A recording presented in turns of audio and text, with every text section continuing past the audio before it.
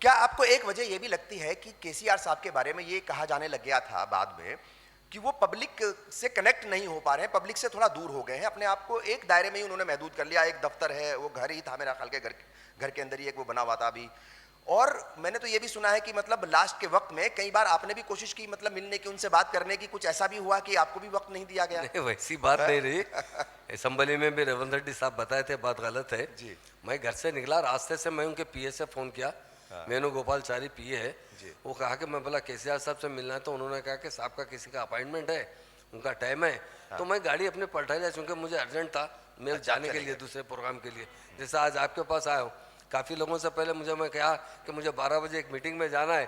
तो पहले, क्योंकि मुंसिफ चैनल की हम कदर करते हैं दिल से, क्योंकि उर्दू चैनल है, उनके तमाम सीईओ या उनके जिम्मेदारों को तो हम इनकरेज करना चाहिए।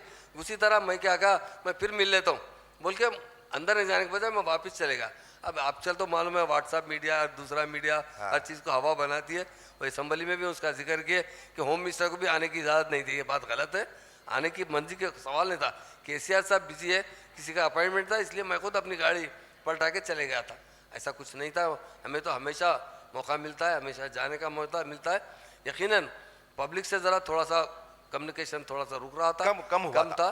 उसका उसी की वजह से हम लोगों को ये क्योंकि सामने एक नौजवान था और वो पब्लिक के दरमियान था, इसीलिए पब्लिक को उम्मीद जगी उनसे और वो फिर उधर चले गए। वैसा नहीं है।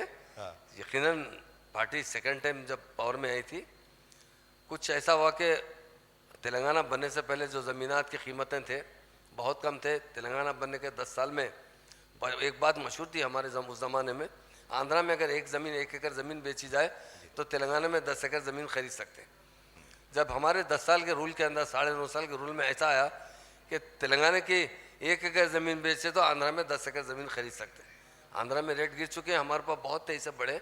उसमें बहुत से लोग इन्वॉल्व हो गए, कुछ एमएलए के जो भी रिश्तेदार होते, मिलने जुलने वाले होते, वो भी इन्वॉल्व हो गए। उस वजह से काफ़ी लोगों में बेचैनी थी।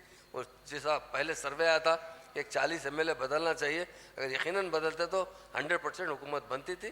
खैर ठीक है, जो हो गया होगा फैसला, उसको तो एक्सेप्ट करना है। आने वाले टाइम पे इंशाल्लाह जो भी रहा अच्छे से अच्छा मुजाहरा करेंगे। जी।